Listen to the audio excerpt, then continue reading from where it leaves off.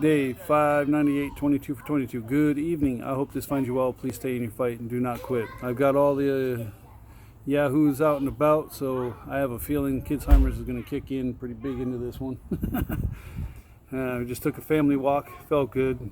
Talking to the kids and all that good stuff. And it's been a good day. Today is 9/11. 18 years ago, many lives were changed forever. Obviously, some people, about 3,000 people, died. I don't care what you think of how it happened, who did it, and all that good stuff. I don't care. All I care about is that 3,000 people are no longer on this planet because of a terrible act. And it's led this country to be in war for 18 years. I realize that a lot of PTSD has come from, one, that day, seeing planes smack into the side of a building and snuff out a bunch of lives, and then watching them collapse. The plane hitting the Pentagon, killing some of our brothers and sisters. Just that whole thing. And that chain of events set off two wars.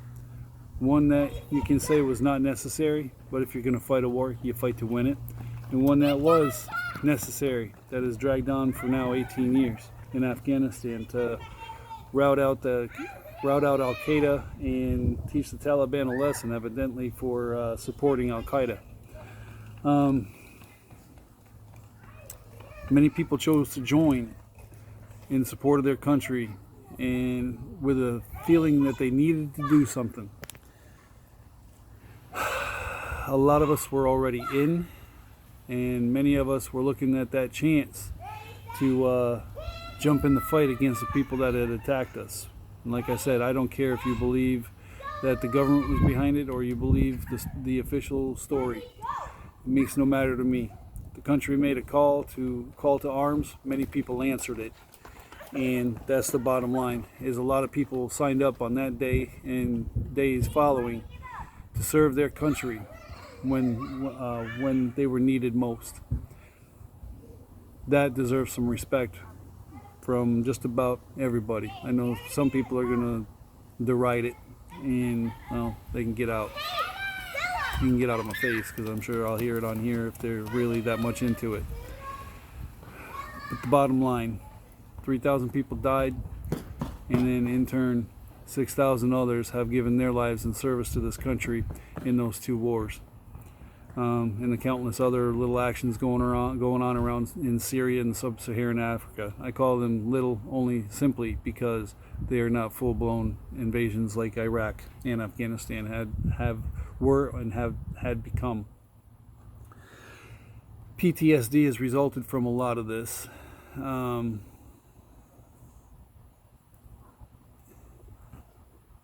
Mine does not come from combat because I didn't go. I do have survivor's guilt.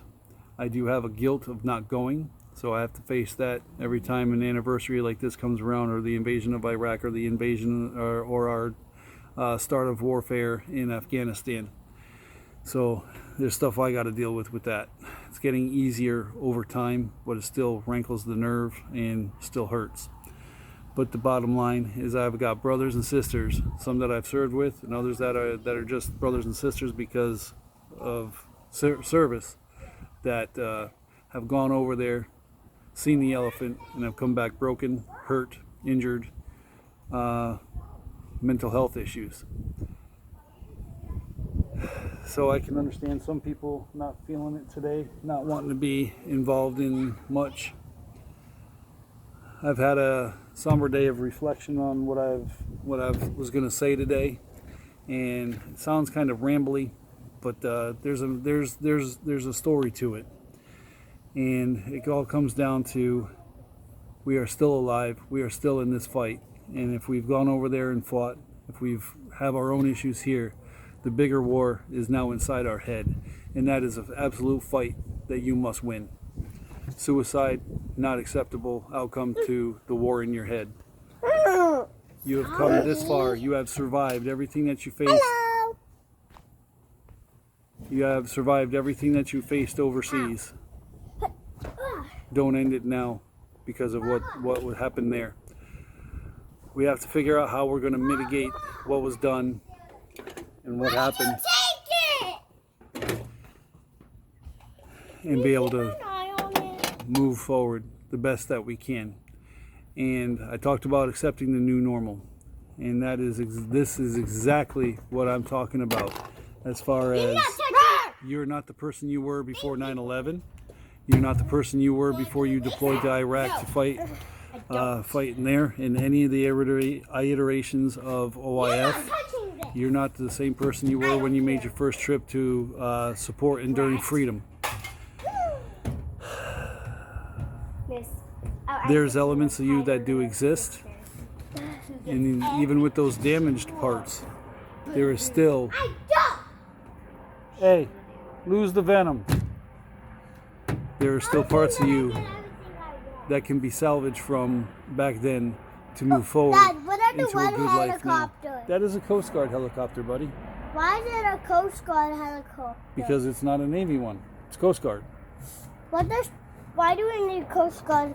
Because the Coast Guard have a saying called, and I'm going to mess this up, Semper Paratus, always prepared, I believe it is. They go in when most people will not. In bad weather, if your boat capsizes, or in a hurricane, when the storm comes ashore and floods you out, they're there to pick you up and save your life. They're great people. I learned All right. firefighters can help you too. Yep. And police. And police, yeah. And soldiers. Yeah. And sailors. And Marines. And Air Force. I was gonna say all those. So what are you gonna go in? Of what? You gonna go in the Army? Yes. Yeah. I am gonna be a teacher, and my husband's gonna go to what? All right, so we're getting a little long in the tooth. All right, so but like I was trying to say, and here's a Kid Simers moment because I don't remember where I left off. Bottom line is we have to find a way to mitigate the damage done. No, I'm not. And accept the new normal that we are in. Whether that new normal is Tyler's gonna be 18 years ago, first trip to OIF or OEF, or 2003 when we went into Iraq. If you are still sitting there fighting that battle, you've got to come to terms that you are no longer there. At least most of you. Part of you may always remain there. But we have to mitigate what has happened and be able to live in this current present life that we exist in right now.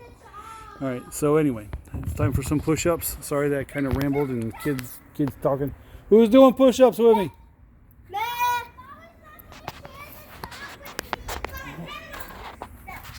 Oh, good Lord.